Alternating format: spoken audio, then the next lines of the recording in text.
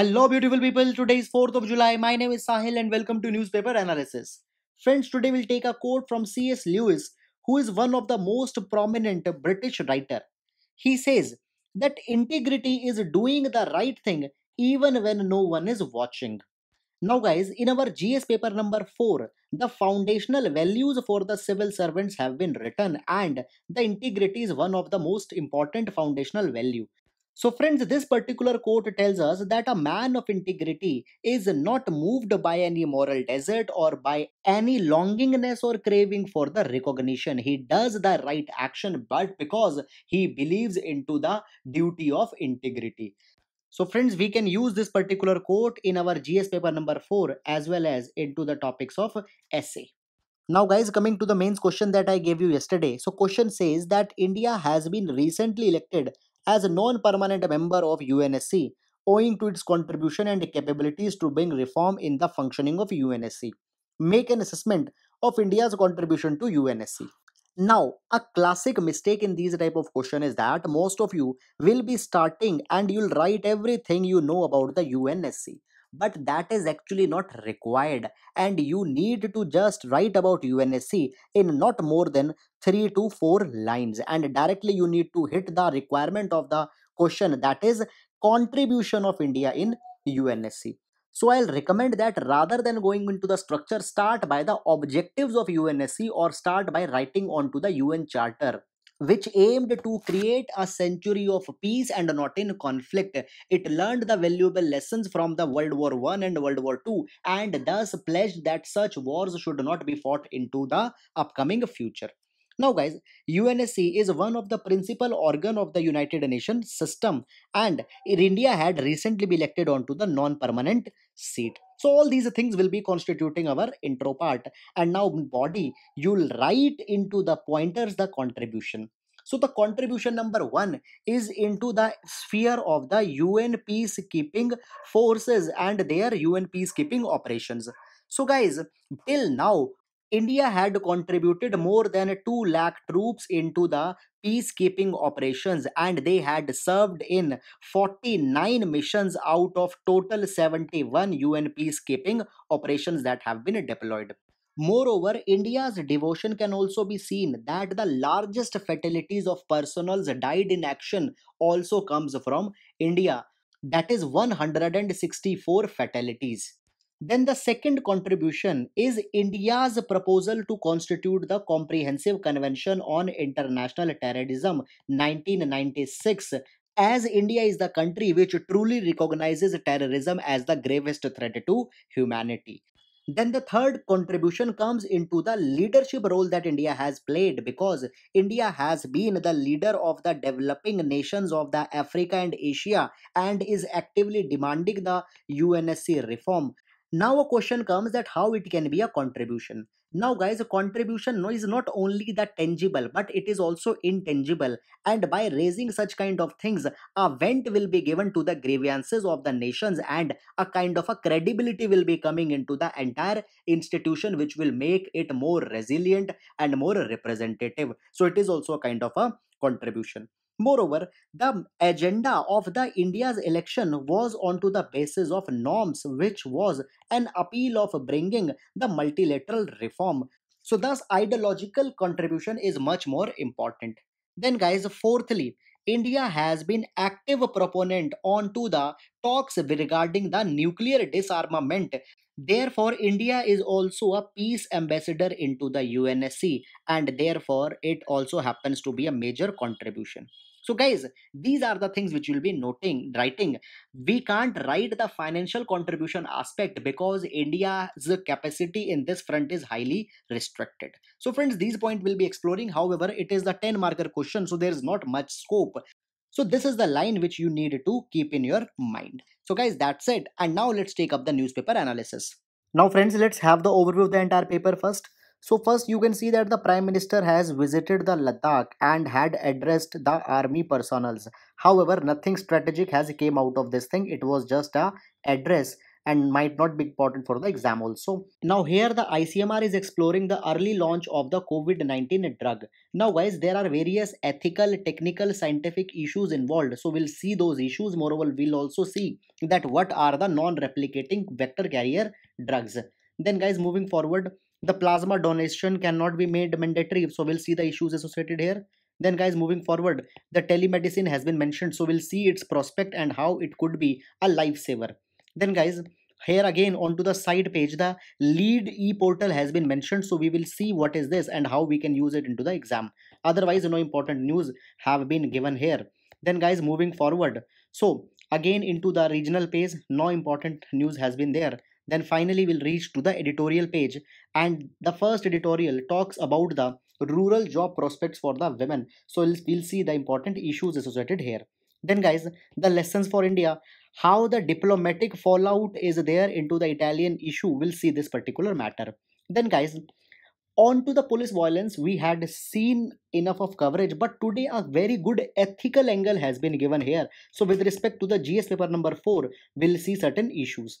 Then guys, this particular article just talks about the numbers of COVID-19, not important for our exam, so we'll not be doing this thing. And then on to the next page, the time by time turn of events into the Tamil Nadu murder case has been given, so those kind of things are not important for our exam. Then guys, moving forward, so here the Nagarhole National Park has been mentioned, so we'll see certain important news items here. Then guys, moving forward, the NPPA has been mentioned, so we'll see the associated matters. Then guys, after that, article number 164 is being violated, so we will see the associated issues. Then after that, the tribal belt will be impacted by the Assam ordinance, we'll see the matters associated. Then the showcase page, not important for today. Yesterday we took some important news here, but today there is nothing. Then guys, on to the business page, again the conflict and all these kind of thing is going on. However, a news analysis of China's boycott has also been given, so we'll see this thing. Then guys, on to the business page, there is only the corporate type of news there, not important for our exam. Then on to the sports page also, there is nothing important. So that's it, and now let's take up the newspaper analysis in detail. Starting up, friends, ICMR is exploring that whether the COVID-19 drug can be launched by August 15. So there are certain issues which are involved here. Now going into that, let's look onto certain things. See, the Bharat Biotech, a Hyderabad-based pharmaceutical firm in association with the National Institute of Virology, has made a drug that is Covaxin, which is a non-replicating viral vector vaccine. Now understanding these vaccines, guys, see, if you have seen the picture of the SARS-CoV-2 virus which causes the COVID-19, then it has these spike like structures, and these are the most problematic. See what happens, these spike like structures or glycoproteins, they attach with the ACE2 receptors which are present onto the human cell, and from here the virus will inject or induce the RNA material into the human cell. The human cell will then produce or replicate the virus, and it will spread throughout the body. So guys, the most problematic thing is these glycoproteins or these spikes. So what happens into the non-replicating viral vector vaccines, a virus will be induced into a human cell, into a human body deliberately, and that virus will be carrying the glycoprotein or the protein of this COVID-19 virus. Now when it will go into the human body, the immune system will get a taste of this particular protein, and in advance it will develop the antibody. Now they will be safe because the virus which is being induced, it has two properties. First of all, it is very weak version, so therefore it cannot cause any harm to the body. And second is that it is a non-replicating viral vector, that is it can't make the copies into the body. So guys, the just thing is that it will induce or it will ignite your immune system, and you will not get the disease. The similar kind of strategy is also used when the polio vaccine is administered to the children. Now, guys, when we discussed here that the Bharat Biotech is developing the vaccine, so in that direction, NIV has provided the strains of SARS-CoV-2 virus which will be used into this drug.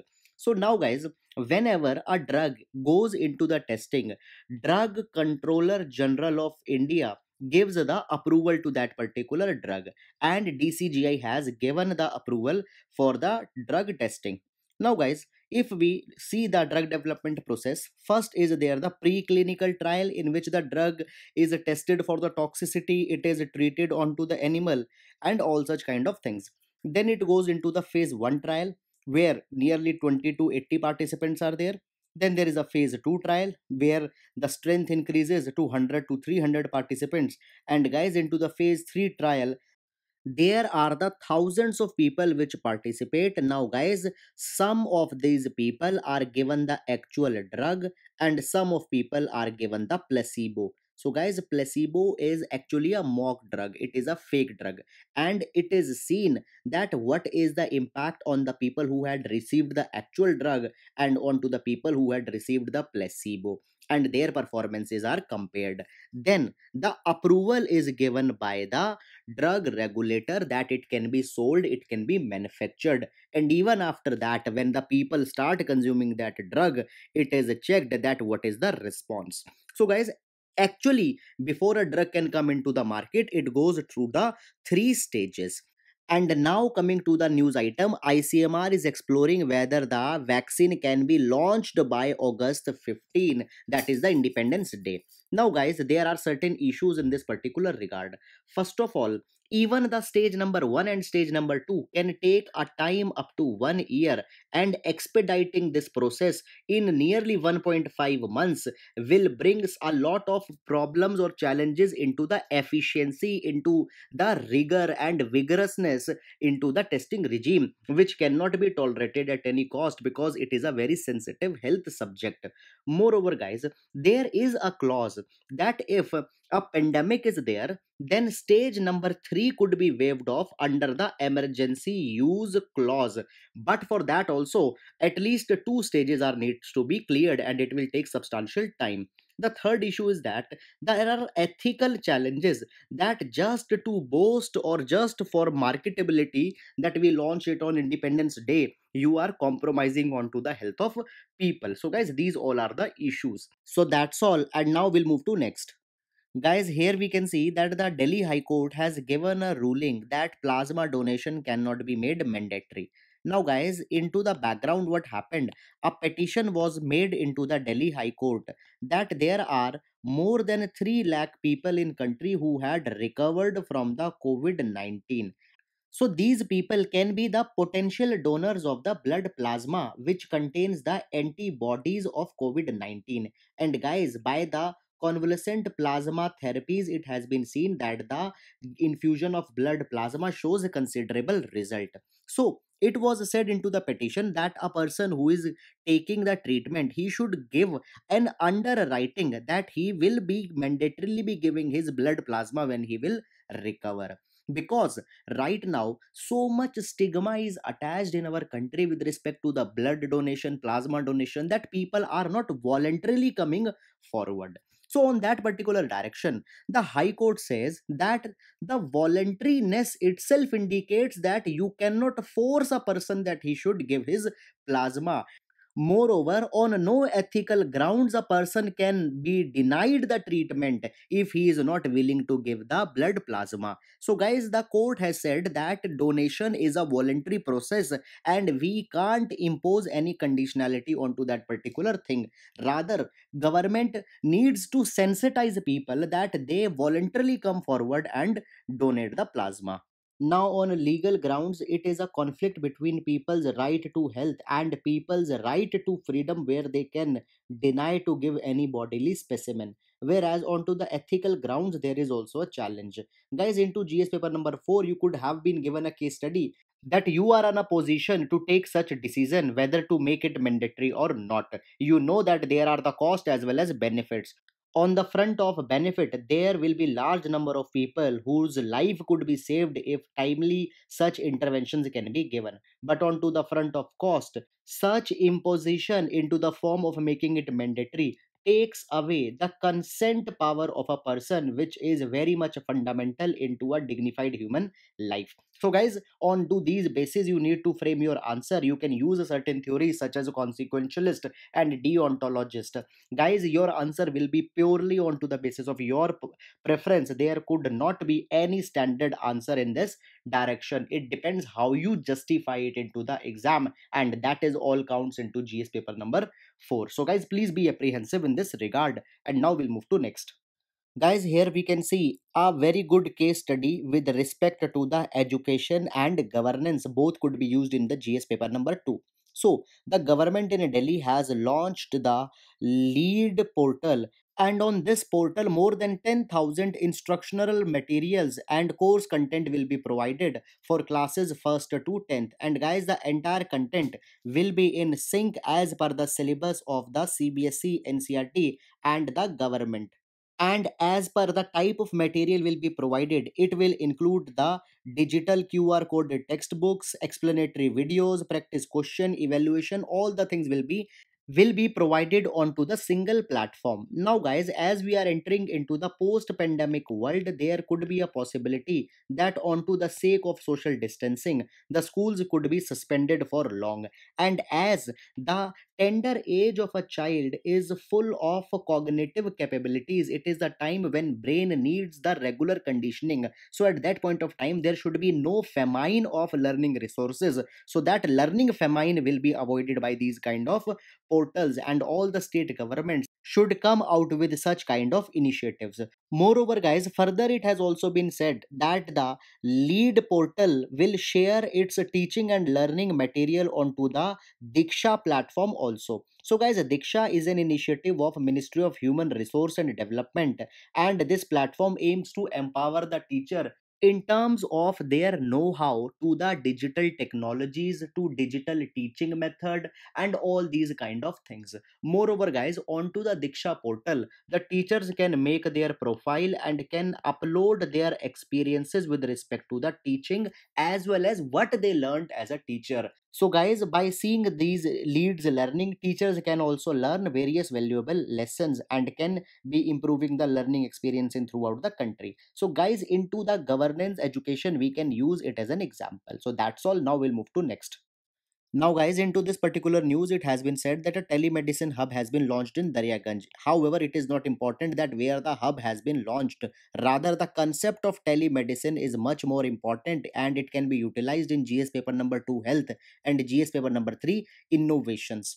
Now, according to the World Health Organization, the telemedicine or telehealth is the delivery of healthcare services by using the information and communication technologies. So, guys, the diagnosis, treatment, and prevention of disease can be carried into the virtual manner. Now, guys, we know that the human health resource, that is, the doctors and nurses, are very much limited. And into the course of a pandemic or the infectious diseases, it is the most important priority that these frontline health staff should be safeguarded.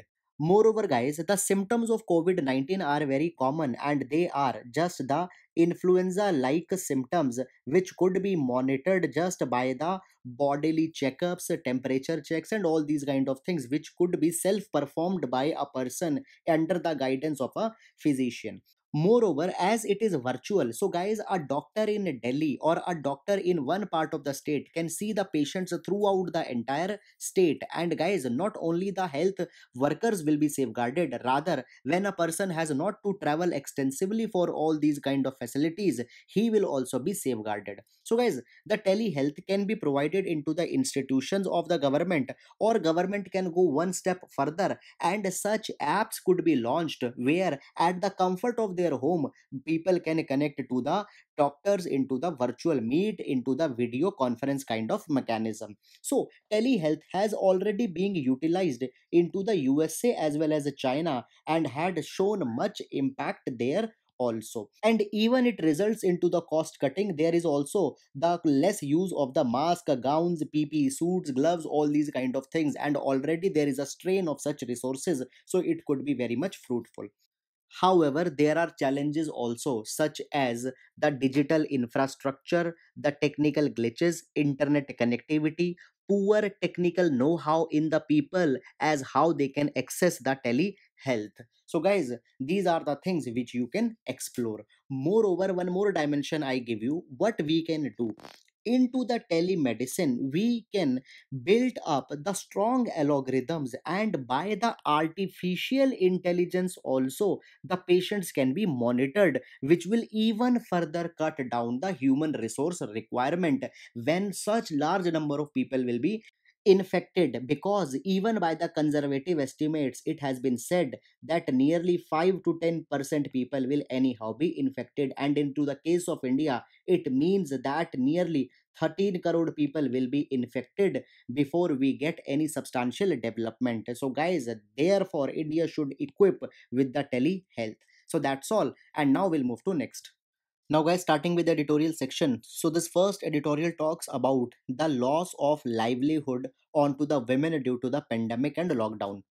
Now, friends, before going into the impact caused by the pandemic, we'll look at what are the conditions before the lockdown. So, guys, according to the National Labor Force Survey, 25% of adult rural women are into the labor force, and this number increases substantially during the period of the harvest because much larger women participate into the labor force. Now, first of all, there are certain observations with respect to the women labor force participation. By the way, guys, as India is onto the cusp of demographic dividend, we need that large number of workforce should come into the productive activity. And as women constitute nearly a half of population, their participation into the economic activity is even more crucial. And as per the former IMF chief Christine Lagarde, if in India women also participate as equivalent to men, then India's GDP could be boosted by 27%, which is a major observation. And now, guys, if you will see into the article, very less number of women are actually working, which is a worrying point. But there are certain observations. See, less number of people, women are working, it can mean two things: either women don't want to work, or second, they are not finding the work. And in case of India, there is withdrawal of women from the work because simply there are not opportunities where they can find the work. Then, guys, the second observation is that there are educated women into the villages, and they don't want to work into the unskilled kind of activities. They want to work into the non farm sector, into some skilled kind of avenues. So, guys, they are not able to find all these things into the villages. So, therefore, they are also not able to participate into the labor force. Therefore, the women labor force participation rate tends to be lower. Then there is one more observation, that there is a steep pay or the wage gap between the men and the women into the rural areas. And fourthly, the work day of a woman is much longer than the man, because women also involves into the kind of work such as care, cooking, washing, cleaning, and all these kind of things. And therefore, even into the lean seasons, women are working much longer than the men. So, guys, all these are the considerations which are there with respect to the women labor force participation rate in India, and in one or the other way they are impacting. Now, guys, as the lockdown had started, even the participation, whatever was there of the women into the labor force, that has further declined because of number of factors. Number one, women are involved into the harvesting activities during the harvest season. But, guys, due to the fear of infection, the people mainly used their family labors and avoided the women from outside their households. Secondly, women are also involved into the allied activities such as the animal rearing. Now, guys, as the lockdown started, their jobs into this sector were also impacted because the milk demand during the lockdown reduced nearly by 25%, partly because the supply chains were broken, or partly because the hotels and restaurants were closed, which were the mass consumers of these commodities. So guys, there also their employment shrank.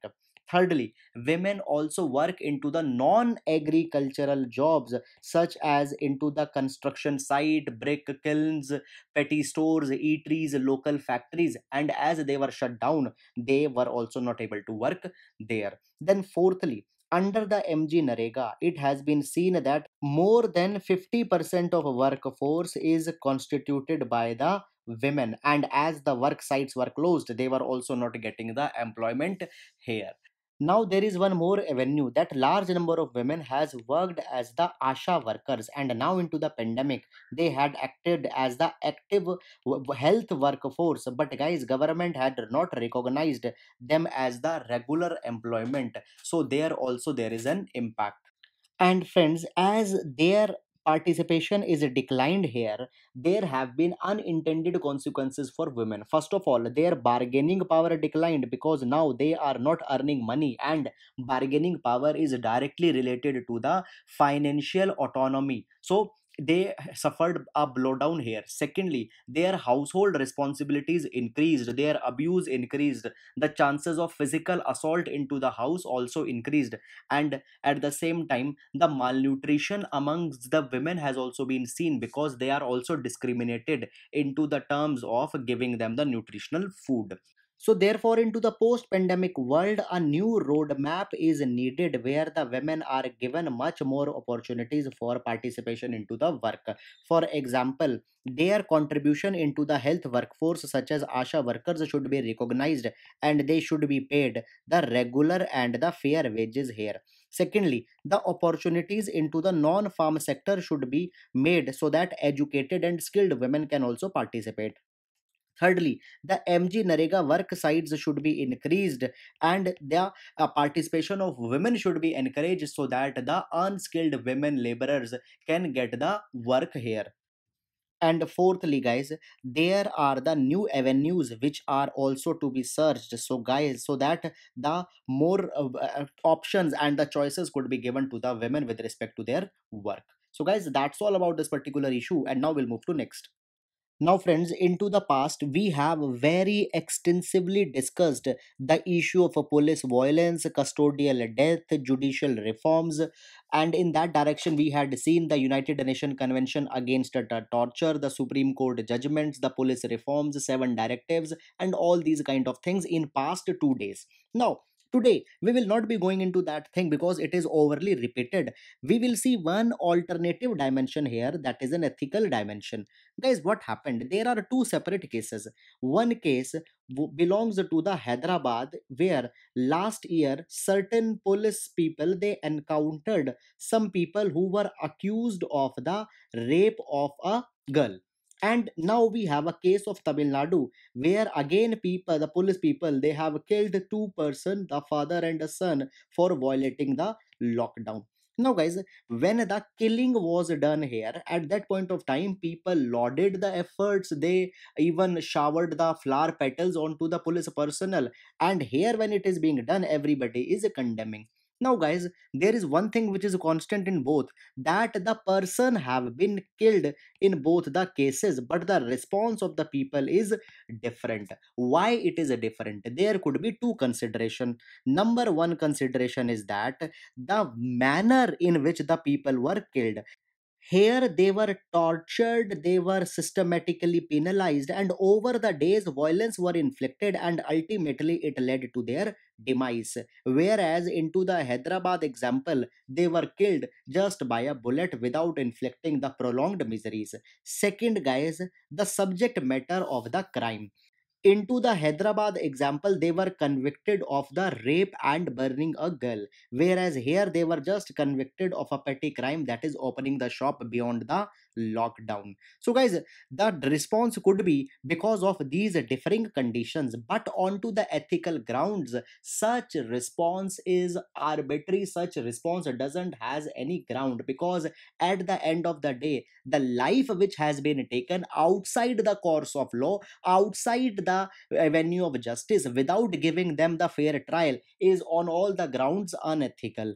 Though into the first case, you will feel more morally inclined to justify the action, and you will call it as the justice by the public or the natural justice. But guys, actually from the academic point of view, you can't justify, because we don't know without the fair trial that whether the person was arrested onto the doubt or onto the suspicion, or was actually he was the one who committed the crime. Guys, the understanding of 99% people is on to the basis of the media reports, media portrayals, and many of the times we had seen that they also tend to be biased. So guys, these ethical considerations need to be kept in mind. Moreover, justice and instant justice are different. Justice is not lauded for the result, rather justice is lauded for the course, for the due process, for the rules and regulation that it goes into, which have not been followed in either of the cases. So both are to be condemned. So friends, just please keep these considerations with respect to the ethics into your mind, because there could be such kind of things, because UPSC has a record that such tricky questions have been asked. Moreover guys, there are certain legal aspects also, though we have discussed them most thoroughly into the last 2 days. But as I had told you, that National Human Right Commission has a clear mandate that they look into the issues of custodial death. So guys, a certain data has been provided here. Here it has been provided that nearly 5300 complaints of custodial death has been received by the National Human Right Commission in only last 3 years. But according to government data, there were just nearly 1700 custodial deaths. So guys, the difference you can see. Moreover, even into these 1700 cases, only 26 police officials have been convicted. So the conviction rate or the translation rate is also very much problematic. Therefore, it is high time that India should actually ratify the United Nations Convention Against Torture. There are only 19 countries which have not principally adopted, and India is one among this group, which is not the thing which should be proud of. So guys, certain issues are there which we have taken here, some alternative viewpoints. Please use it if it comes into the exam. That's all. Now we'll move to next. Guys, this editorial talks about the diplomatic fallout into the Italian marine issue. The issue where two Italian marines killed two fishermen into the India's EEZ territory, and therefore their trial was going on into the Permanent Court of Arbitration, and it gave the ruling just 2 days back. By the way, friends, into the yesterday's video, we had traced the matter from 2012 to 2020. All the major points have been covered. So if you want, you can refer the yesterday's video. Now coming to the editorial. Guys, Permanent Court of Arbitration has said two things. Number one, it says that Italy has violated the provisions of the UN clause, that is the United Nations Convention on the Law of Seas, and had harmed the vessel of India. Therefore, compensation is needed to be paid by the Italy. However, at the same time, it has also said that India is not having any jurisdiction onto the Marines who committed the murder. Therefore, they will be tried in the Italy with respect to the domestic laws of Italy. There was one more charge which was slapped by Italy onto the India. It said that it has violated the piracy laws under the UN clause, and therefore it charged India onto the account of piracy. However, Permanent Court of Arbitration has overruled these piracy charges and had set free India here. Now, guys, it is a diplomatic fallout of India, and there are certain lessons which India should learn. First of all, this entire matter was taken with much more delay, and expedite methods were not used. First of all, we were not able to engage diplomatically with Italy, and into the meanwhile, the Marines got a permission to left the country, and they went to Italy, and there Italy said that they will not send them back to the India for the trial. So guys, here there was a diplomatic fallout. Second problem was that when the investigation was being carried, their National Investigation Agency invoked the provisions of the Unlawful Activity Prevention Act. And guys, here there is a provision that the people or the accused one could also be given the death penalty. And we know that the Europe has banned the death penalty, and because of this particular provision, the entire European Union turned against India, and the sanctions were also threatened to India. And due to these particular things also, the PCA became inclined to take the case of India, though ultimately the charges were dropped. But till then the much damage has been conducted. And guys, now as ultimately the PCA's award has also been accepted by India, there are much larger lessons that needs to be learned, guys, into the disputes involving the foreign citizens. And if those foreign citizens are acting into the capacity of a state, then guys, matters are to be dealt differently, and the state should not be carried forward by the emotions or outrage or the protest that are going into the country. The international conduct should be maintained, which we can see here. So that's all. Now we'll move to next. Friends, here you can see that the Nagarhole National Park has been mentioned, around which the traffic monitoring system is being installed so that animals are not killed due to the drunken driving, rash driving, and accidents. As into the recent past, there have been many news that large number of animals are being killed. Now guys, just for the mapping point of view, we'll see the Nagarhole National Park. So it is into the Karnataka and was earlier also called as Rajiv Gandhi National Park. Moreover, apart from being national park, it is also the tiger reserve. And guys, the name Nagarhole comes from the Nagarhole or the Cobra River, which goes from this particular region. Now, guys, the Cobra is a name into the local language. So now here we can see the location of the Nagarhole. As I told you, it is called as Rajiv Gandhi National Park. So here it is, and into the nearby there is Bandipur National Park and the Tiger Reserve. Then there is the Brahmgiri Wildlife Sanctuary, and then towards the south there is the Wayanad Wildlife Sanctuary. Moreover, guys, the Nagarhole National Park is the part of the Nilgiri Biosphere Reserve also, and contains various flagship species such as Bengal tiger, Indian leopard, dhole, etc. And it is also home of the critically endangered species of vulture, that is Oriental white-backed vulture. So guys, these are the important facts. Please keep in mind. And now we'll move to next.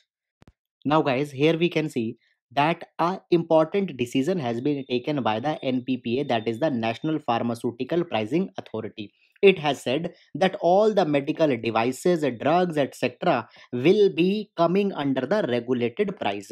So, guys, NPPA has a power under the Drug Pricing Control Order of 2013, where it can name certain drugs and equipment whose price will not rise above a particular level. And as COVID 19 is a health emergency, certain drugs and equipment such as pulse oximeter has been listed here. Now you don't need to go into the detail as how much price it cannot rise. Now guys, one important aspect that NPPA, though it sounds that it is under the Ministry of Health, but no, it comes under the Ministry of Chemical and Fertilizer. So such kind of things have been asked into the exam, so please keep in mind. So just that's it, and now we'll move to next. Guys, here an issue has flared up into the Assam. Now, the Assam government, into the bid of making the Atmanirbhar Assam, has announced an ordinance where it has been said that the industries or the MSMEs or entrepreneurs who want to establish some industrial activity into the Assam need not to submit any documents. Rather, by the self declaration and safety certificates, they can start their business. They are saying that it is being done in order to promote the ease of doing business into the Assam, and it will also generate more than 20 lakh jobs into the state. However, guys, it has also been criticized because number one, into the event of self certification, no industry will be self certifying that their venture will be harming the ecology. So, on to the cost of economy, ecology is being compromised here. Secondly, there is one particular issue that are the tribal lands will be taken by the corporates, and in this particular direction, it will be the abuse of the constitutional guarantees that has been given to the tribals. Moreover, guys, Assam has the scheduled area and therefore it is not suitable on that ground also. However, ordinance is seeking the approval from the governor, and therefore there is a possibility that such thing could be halted. However, we need to see when the issue will develop more further. Now, guys, with respect to prelims also, one important thing has been mentioned here, that is a particular tribe, that is the Tiva or the Lalung tribes. Now they are found in Assam as well as into the Meghalaya, Arunachal Pradesh, Manipur, and Nagaland, and they have been recognized as the scheduled tribe into the state of Assam. So, guys, their habitats will also be disturbed. So, friends, please remember these things, and as an example, you can use it that how Atmanirbhar Bharat is being pursued into the name of environmental violations also. So, that's all. Now, we'll move to next. Now, guys, here one particular constitutional article we need to see. That is article number 164, subclause 1A. So, into the MP, it is being alleged that the government has constituted a much larger council of ministers than what is prescribed by the constitution. So, we know that the constitution prescribes that the strength of the council of minister cannot be more than 15% than the strength of the legislature. So, into the Madhya Pradesh, the strength of the legislator right now is 206, and the strength of the council of minister including the chief minister is above than the sanction limit. You do not need to see that how much are there. Now, guys, here article number 164 1A is being violated, which was added by the 91st Constitutional Amendment Act.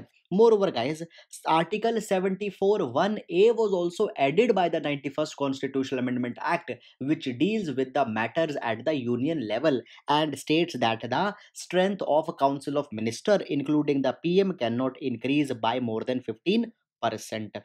So the matter has been raised to the president, and we need to see that what happens in this particular regard. So, guys, please remember these constitutional articles in this regard. We don't need to go into the political matter as what is happening, because that is not desired. So that's all. Now we'll move to next.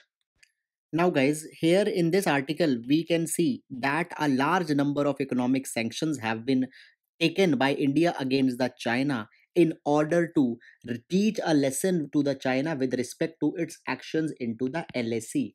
And it is being expected that all these sanctions will go till the China doesn't reverts back the status quo into the LAC that was there into the month of March. Now the sanctions towards China are onto the digital fronts. We have banned the 59 apps from the China. Then the government has said that they will not be going into the critical import from China. For example, the Ministry of Power has said that they will not import power equipment from China, which is worth 2 to 3 billion dollar. And similarly, Ministry of Road Transport and Highway had also said that they will not allow the Chinese company to participate into the road projects, and the similar kind of things are happening into the other sectors also. For example, it has been said that China will not be allowed to participate into the 5G trials into India. So, guys, on to various fronts, the sanctions are being imposed. Now, the China is condemning the actions which has been taken by India, but guys, China itself has a history of sanctions against the countries such as South Korea as well as in Japan. Now, guys, the latest example is of South Korea. When China boycotted South Korean goods in 2016 and 17 because South Korea deployed the defense system of USA, that is US Terminal High Altitude Area Defense Missile System, or THAAD. By the way, question has also came on this, that which country is deploying it. Now, along with South Korea, On Japan also sanctions have been imposed when, due to the island dispute, China restricted the export of rare earth metals to the Japan, and Japan is highly dependent on rare earth for their electronic industry. So the China had used this particular way whenever the dispute comes, and in this context, India is giving the taste of its own medicine to the China. However, guys, we also need to consider certain practical facts that into the terms of China and India trade relations, there is a huge fiscal deficit year after every year, and it shows that India's dependence over China is much more than the China's dependence over the India. Here you can see that the active pharmaceutical ingredients on which the entire pharma is dependent, the 70 to 90% of APIs are coming from the China. Moreover, guys, the industries are apprehensive that if the restrictions will continue, then the critical equipment such as electronic items, batteries, etc., will not be coming from China, and therefore the production here in India will be impacted. Moreover, guys, there are large number of MSMEs which exports to the China, and guys, if China also used such counterproductive measures, then the growth of the MSMEs will also be impacted. So much calculative moves are needed to be taken in this particular direction. So guys, that's all, and now we'll move to the question section. Guys, please pause the video and try to answer the question. So first question is with respect to the geographical features of central India. Please identify the correct code. Now, question number two is with respect to the Dhamma of Buddhism. So, guys, please identify the correct code here. Now, guys, the question number three is with respect to the human blood, because it is being coming into the question due to the plasma and all these kind of things. So, please identify the correct code. Now, question number four is with respect to the United Nations Convention on the Law of Seas. Please, guys, identify the right code. Now coming to the mains question. So mains question is from GS paper number 2, women. Also it could be called related to the GS paper number 1, society. So the question says that it is important to see women as equal partners in the task of transforming the rural economy. Comment. Also analyze the pattern of women participation and challenges posed by them. So guys, there are essentially two parts, you need to address them. So guys, it is a 15 marker question. Please write it and submit it for the review. Friends, I hope you are liking our discussion. Thank you so much.